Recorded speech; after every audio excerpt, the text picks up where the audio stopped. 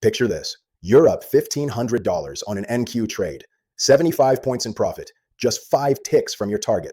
You're already shopping for that new monitor setup on Amazon. Then Trump tweets something about China. This happened to me, and what happened next taught me something about prop firm psychology that most traders never figure out. And I'll explain why that matters in a minute.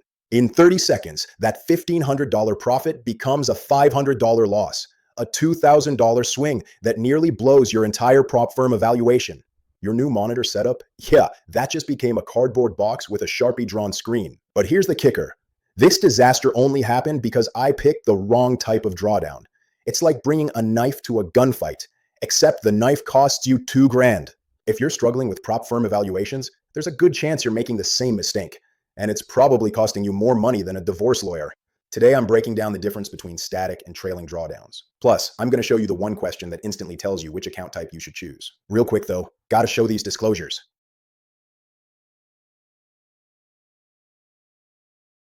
Most traders get this backwards, and it's costing them thousands. Instead of getting funded, they're funding the prop firm CEO's third yacht. Look, I've been trading for 23 years. Started at a brick and mortar prop desk with some absolute stock market savages, but also some traders who thought risk management meant not spilling coffee on the keyboard. I've blown accounts with every type of drawdown you can imagine. Trailing, static, end of day, intraday. I failed them all. I'm like the Thanos of failed evaluations, except instead of collecting infinity stones, I collected account blown emails. But I've also passed them all. Got funded, got paid, and despite the ups and downs, trading has been the most lucrative part of my life. I'm DP, and I've traded with one of the top prop firms in the country, live accounts, real money, and a lot of it. I've mentored traders in person and managed active accounts for real clients who trusted me with their life savings, which is scarier than any drawdown limit. I've had big winning years, and I've had big drawdowns. So when I tell you that most traders obsessing over drawdown types are focused on the wrong problem, I need you to listen. It's like worrying about what color Band-Aid to use while you're bleeding out. Because here's my hot take. If you think the drawdown limit is your problem, you are the problem. Something in your trading or risk management is more broken than McDonald's ice cream machine, and switching to a static account won't fix it. But if you're already a decent trader who just needs the right account structure, this video could change everything. By the way, if you're finding this helpful, hit that subscribe button. I drop videos like this every week to help you not suck at trading. All right, let's break this down like we're explaining it to your cousin who just discovered Robinhood and thinks he's the next Warren Buffett. A static drawdown is basically the grown-up version of trading. You get a set loss limit from your starting balance, and it stays there, like a responsible adult with boundaries.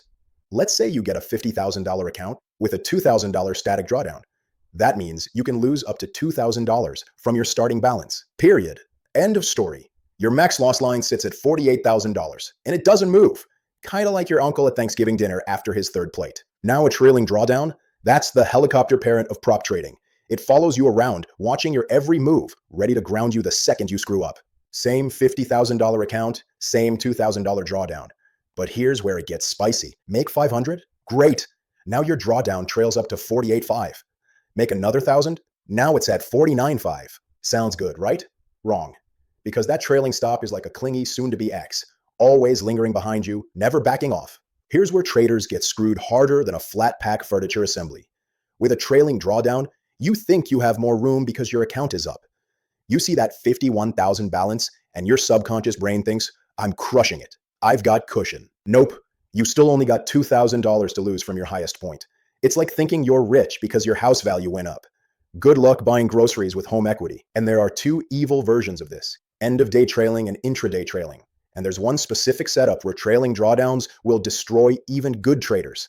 I learned this the hard way with a $2,000 lesson I'm about to share. End of day is like getting evaluated once a day, manageable. Intraday, that's psychological torture. You could be up $1,500 on a trade, and if it pulls back to break even, you just lost $1,500 according to your drawdown. It's like being punished for almost making money. Imagine almost winning the lottery and then getting a bill for coming close. Most traders hear static drawdown and think it's the holy grail. More room to trade, more flexibility. It's like you're a kid again and finding out your strict parents are going out of town for the weekend. But here's the thing, and write this down. If you're a terrible trader with a trailing drawdown, you'll be a terrible trader with a static drawdown. You'll just lose money with more style. Do you think a bigger credit limit will solve your spending problems? Spoiler alert, it won't. Well, this is kind of like that. But there is a way to know which account type fits your trading style, and it comes down to answering one simple question. Get this right, and you can choose the perfect account type for your trading style, even if that means different account types for different setups. Let me tell you about the most expensive tweet of my trading career. I'm long NQ, targeting 80 points. This isn't some YOLO trade. I've got my levels, my stop, everything planned out like a bank heist. A market's cooperating beautifully. 75 points up, just 5 ticks from target. I'm already mentally spending the profits. Maybe I'll finally upgrade from ramen to that fancy instant ramen with the little vegetable packets. Then Trump decides to play Twitter economist. Something about tariffs, China, who knows? I blocked out the traumatic details. The market drops faster than my dating app matches after I mention I'm a trader. In seconds, I go from up 4,500 to down 1,500. Now here's the part that'll make you want to throw your keyboard. On a static drawdown account, this is just a $1,500 loss.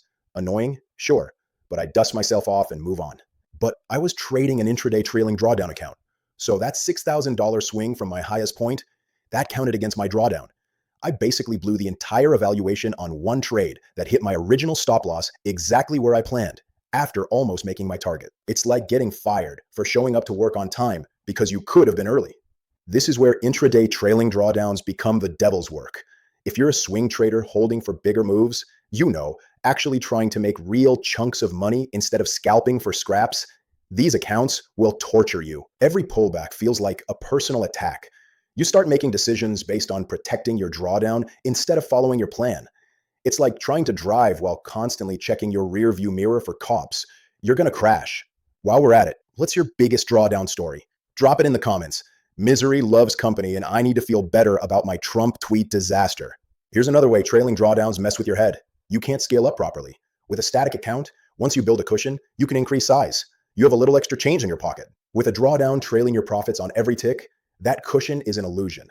You might have stacked up 3,000 in profits, but you still can only lose $2,000 from that point. Try explaining that to your brain when you're in a trade. It's like having 100K in the bank, but only being allowed to spend 20 bucks. So what do? Here's the question. Do you hold trades for more than 30 minutes? If yes, avoid intraday trailing like it's your ex asking to talk. Second question, when you're in a winning trade that's close to target, do you start sweating every tick against you? If yes, you need static or EOD, because intraday trailing will turn you into a nervous wreck who cuts winners early. And for the math nerds out there, ask yourself, if my setup goes almost to my target, then reverses and stops me out, how much of a profit swing is that? If that swing is more than 20% of your drawdown, you need static or end of day drawdown. All right, time for some tough love. Here's who should use trailing drawdowns. Scalpers. If you're in and out faster than my attention span during a rom-com, trailing might work. You're taking quick profits, not letting trades breathe, basically trading like a caffeinated squirrel. Also, if you're the type who can't handle seeing any red in your P&L, and I mean you literally panic when a trade goes $5 against you, maybe trailing will keep you from doing something stupid. It's like training wheels for your emotions. But let's be real. Most of you watching this should be on static drawdowns, or at least end-of-day trailing drawdowns. Here's why. You actually want to make money. Wild concept, I know. But static and EOD accounts let you take real trades for real targets without sweating every tick. You can let winners run instead of cutting them faster than a bad first date. You understand that trading isn't about never losing. It's about making more than you lose. With static, you can take a few punches and keep swinging. With trailing, one poorly timed reversal, and you're on the mat wondering what happened. You have an actual trading plan that involves holding positions for more than 17 seconds. Whether you're swinging for hours or all day, static gives you room to let your edge play out. Here's another test.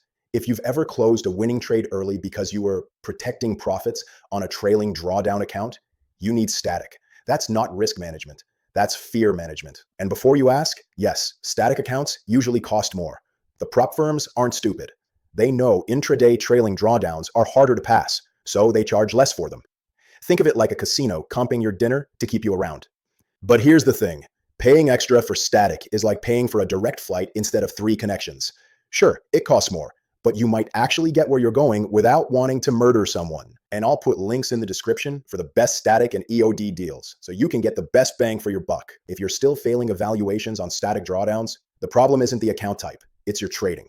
Maybe your risk management sucks. Maybe your strategy is garbage. Maybe you revenge trade like you're John Wick and the market killed your dog. Whatever it is, fix that first. No drawdown type will save you from yourself.